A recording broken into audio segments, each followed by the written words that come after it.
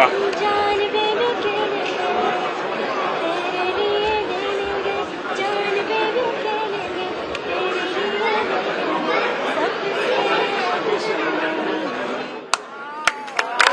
वहाँ से पहुँचे हैं कायरो, इजिप्ट।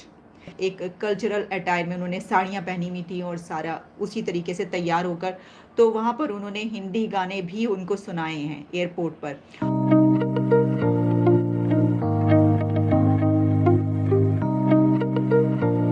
एयरपोर्ट पर रिसीव किया, बहुत वार्मली वेलकम किया। हमारे सामने पिक्चर्स आ रही हैं जिसमें वो गले मिलते हुए, दूर से ही जिस तरह आप एक तरीके से भाग के गले मिलते हैं। अब देखे ना कि इजिप्ट के अंदर तो पाकिस्तान का वजीर आजम पता नहीं कब गया होगा शर्म अल शेख में।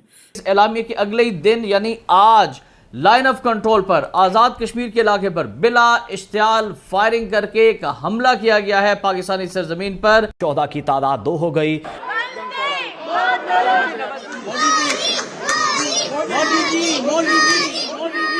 तो आप मुझे बताएं ये क्या हो रहा है। मैं आपको कहना चाहता हूं कि हमें अपने समझना चाहिए कि इतना बड़ा थ्रेट तो पता ही नहीं चलेगा कि आप मिस्र की बेटी है कि हिंदुस्तान की बेटी है। वो कहते हैं ना इन योर फेस थ्रेट, कभी पाकिस्तान के साथ।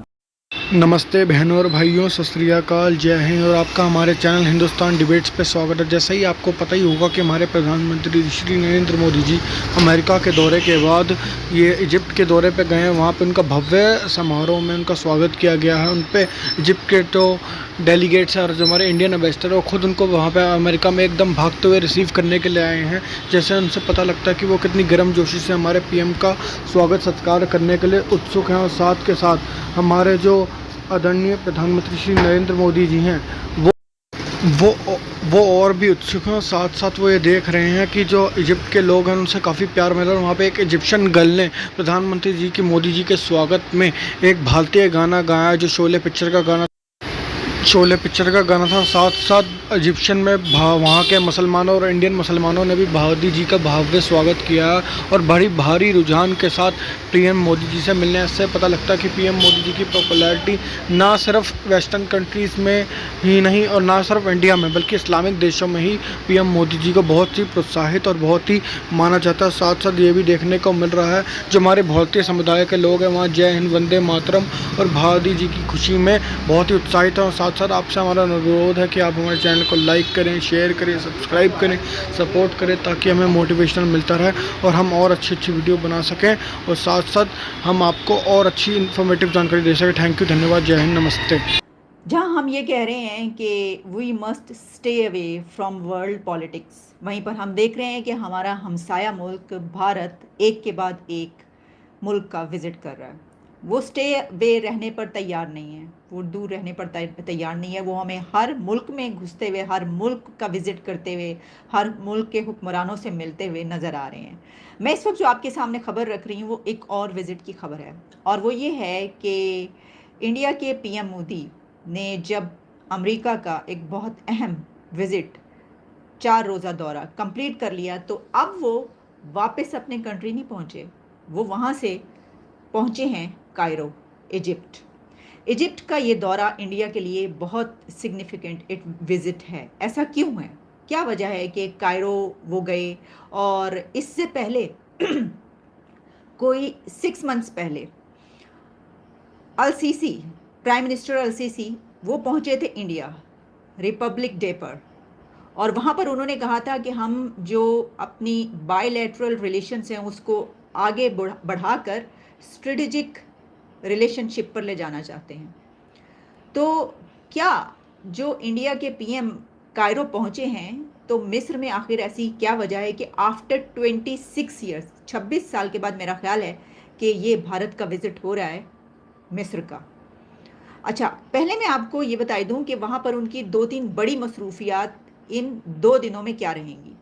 एक तो ये कि जब वो वहाँ पर पहुँचे तो उनको पीएम अल-सीसी ने एयरपोर्ट पर रिसीव किया, बहुत वार्मली वेलकम किया। हमारे सामने पिक्चर्स आ रही हैं जिसमें वो गले मिलते हुए, दूर से ही जिस तरह आप एक तरीके से भाग के गले मिलते हैं वैसे दिखाई दे रहे हैं तस्वीरों में, हंसते हुए, खिलखिलाते हुए। अच्छा, फिर उसके बाद ये हुआ कि जब भारत के पीएम वहाँ पर पहुँचे तो वहाँ पर भी इंडिया का एक बड़ा डायस्पोरा मौजूद है। बहुत इंडियंस, कोई मैं देख रही थी कि लाखों में वहाँ पर इंडियंस मौजूद हैं, जिसमें से सैकड़ों ने उनको रिसीव किया।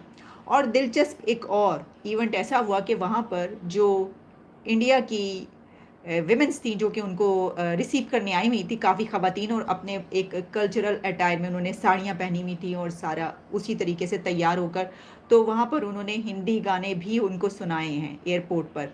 और इसमें एक जो बॉलीवुड का बड़ा, बल्कि हम तो ये सुनते थे कि बॉलीवुड को वहाँ पर यानी इस हुकूमत में पसंद नहीं किया जाता या ऐसी कोई बात है, तो वो तो इतने मगन हो के उनके वज़ीर आज़म बॉलीवुड का वो गाना सुन रहे थे। वो कुछ यारी और दोस्ती के ऊपर था, ये दोस्ती हम नहीं छोड़ेंगे, इस तरह का कोई पुराना गाना था जो वो सुना रही थी। तो पूरा गाना उन्होंने सुना। अच्छा, जहाँ ये तो खैर हम देख रहे हैं, क्योंकि पूरी दुनिया में जो इंडिया के लोग हैं वो तो बड़ी तादाद में मौजूद हैं और हर कंट्री में ही वो काफ़ी अच्छे ओहदों पर भी हैं और बड़ी वहाँ पर उनकी रिस्पेक्ट भी है, सब कुछ है। तो ये तो हमें, ये कोई बड़ी बात नहीं है, ये तो एक नॉर्मल रूटीन की बात है कि वहाँ पर उनके इंडियंस उनको लेने के लिए आए हुए थे।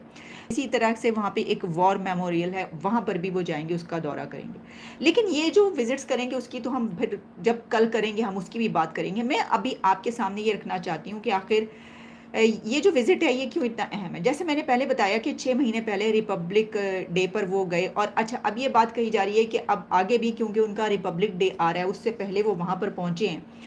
तो मिस्र का दौरे में ये बात याद रखिएगा कि इजिप्ट और जो इंडिया है उसकी ट्रेड भी बड़े पैमाने पर होती है, और जो स्विस कैनाल है उसके ज़रिए भी इंपोर्ट इंडिया में बड़े पैमाने पर होती है। मैं आपको भी सारी डिटेल्स बताती हूँ, फिर आपको पता चलेगा कितना है। और ख़ास तौर पर पीएम मोदी का ये विज़िट वेस्ट एशिया और नॉर्थ अफ्रीका, इसको अगर आप अपने सामने रखें तो इस हवाले से ये एक स्ट्रेटेजिक विज़िट है, और जो स्ट्रेटेजिक रिलेशंस की बात की गई है दोनों कंट्रीज़ के बीच, वो इसी पर डिपेंड करते हैं। भारतीय वज़ीर आज़म नरेंद्र मोदी की अमेरिकी सदर जो बाइडन से मुलाकात के बाद मुश्तरका एलामिया जारी हुआ, जिसमें पाकिस्तान से भारत को निशाना बनाने वाली तंजीमों के खिलाफ कार्रवाई का मुतालबा किया गया।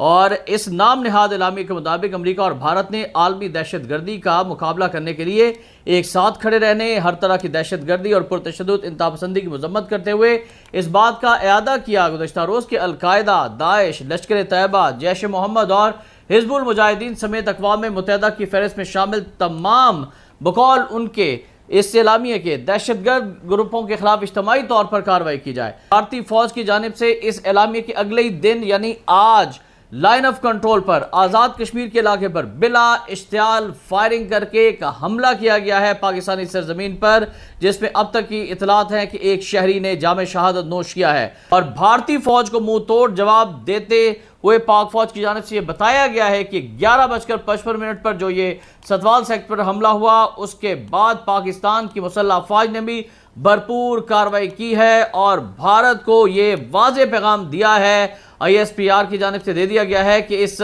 वाक़े की टाइमिंग मोदी के दौरा अमेरिका से मुंसलिक है। भारत पाकिस्तान को यह बावर कराने की नाकाम कोशिश करना चाहता है कि उसे अमेरिका की आशीर्वाद हासिल है।